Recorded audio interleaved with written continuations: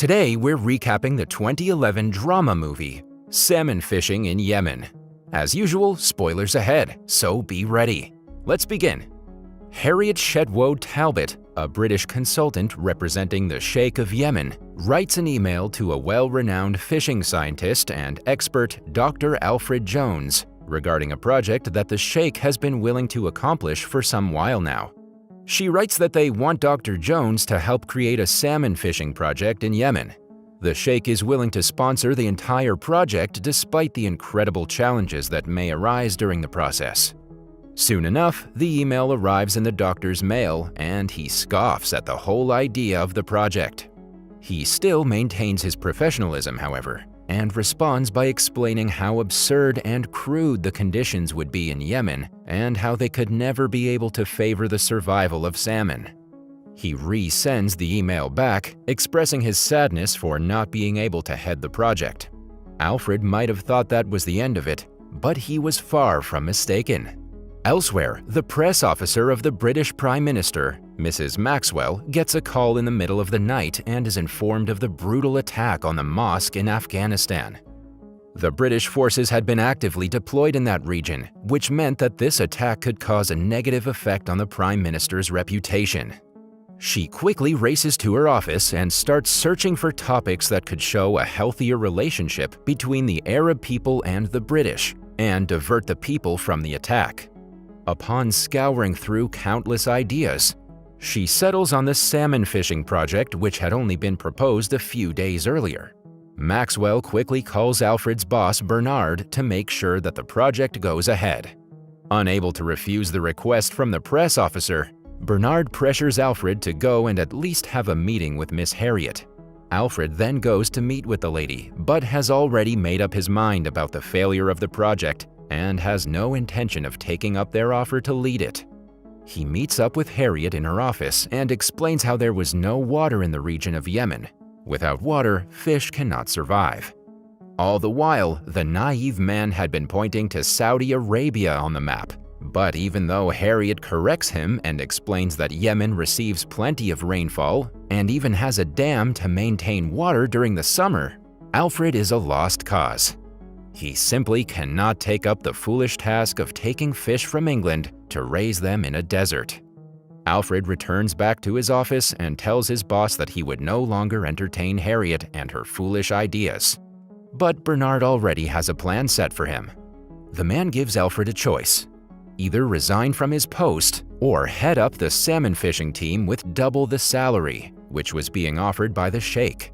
At first, Alfred decides to resign, unwilling to let go of his pride. But when he heads back home, his wife, Mary, tells him that they needed him to keep the job for the pension that would come later. Reluctantly, Alfred agrees, but he decides to make the project 10 times harder if it already wasn't.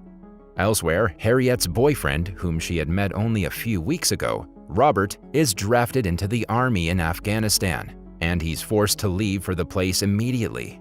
He asks Harriet to wait for him while he's gone, even though they haven't been together for long. Harriet, who'd been smitten by the man from the day they met, agrees. The next day, in another meeting with Harriet, Alfred purposely lays out a sarcastic yet theoretically possible project for breeding the salmon in Yemen. He even tells her an estimated budget of £50 million off the top of his head to throw her off.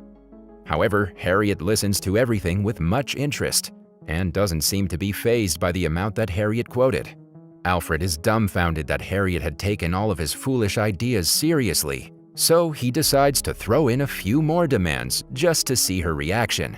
He asks that she arrange a meeting with the engineers of the Three Gorges Dam in China, another one with the British Oxygen Company, and finally one more with the Russian aircraft company Antonov. With all these demands, Alfred had hoped to shock her at least, but Harriet accepts all the offers and tells him that she would see what she can do. Amazed and dumbfounded, Alfred races to his home to explain all this to his wife, but she simply has no time for him.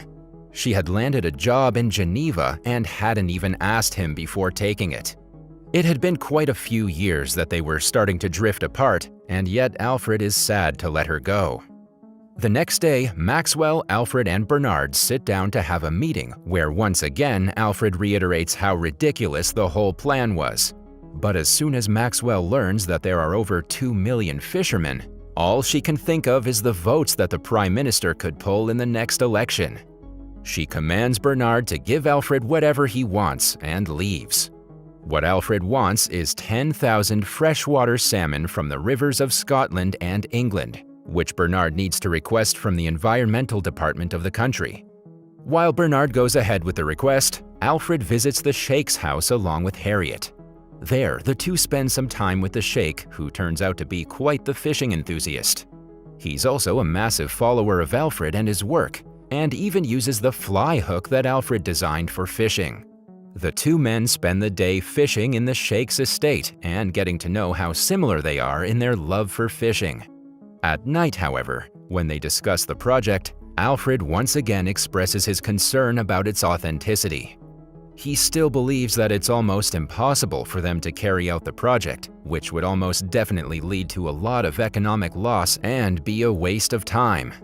However, the Sheikh is adamant to make his dream come true and is willing to test out the project regardless of the flaws.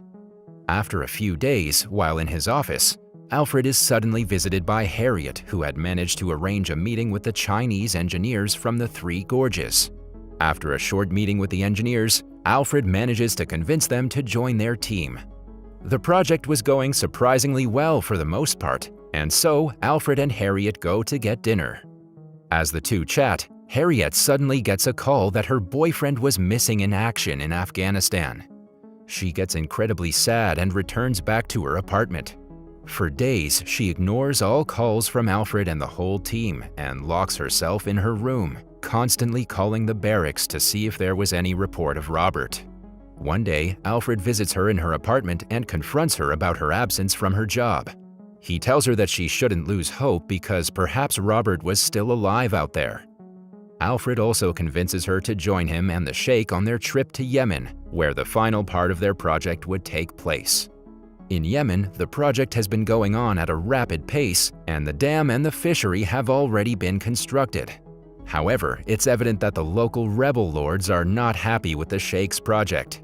The Sheikh explains that the local lords believe he's bringing Western culture into the Yemen land and destroying their heritage by creating such an extravagant project.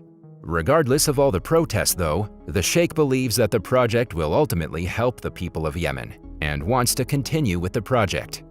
Back in England, Bernard finally manages to convince the Environmental Board for the permit to take 10,000 live salmon that Alfred had requested, and everything is ready to go.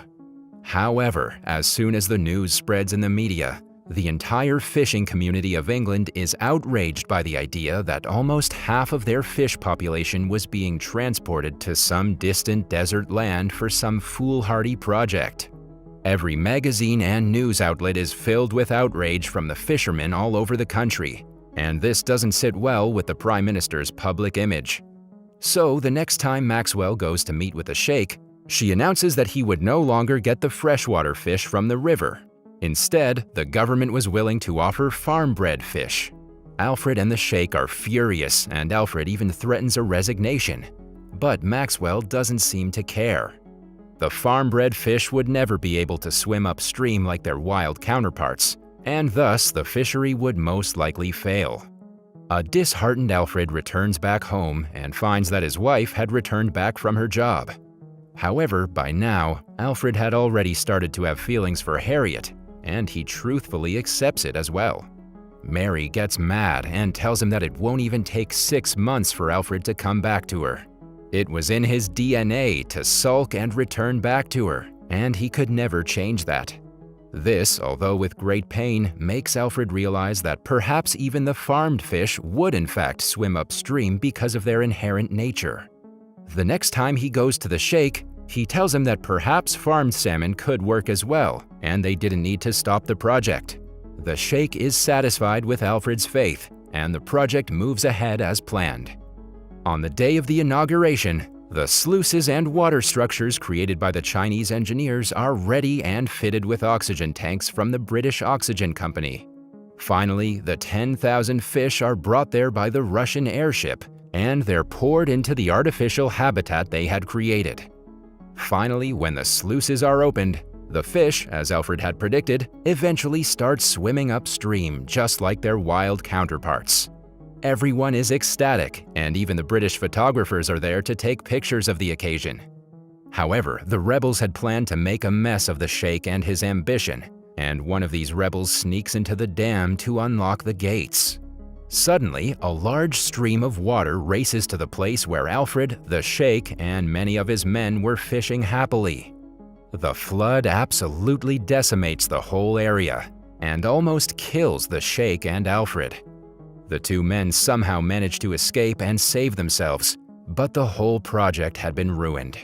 There was nothing left. Their months of hard work was gone. Just then, a salmon flies from the water. Some of them had still managed to survive, and there was still hope. If despite all this the salmon still managed to survive, then the project wasn't a failure after all. They just needed to start all over. Alfred decides that he wants to stay back and continue the project because he now knew this was where he belonged. He vows to finish the project, and this time make it with the local help so that everyone feels involved and make it a local project rather than a Western one. Harriet decides to stay back as well, and the sheikh, well, he is more than ready to get back at it once more. That was all from the video. I hope you liked it. Subscribe for more content like this, and hit the like button to help us out. Also, leave a comment if you want us to recap your favorite movie. Until next time, take care.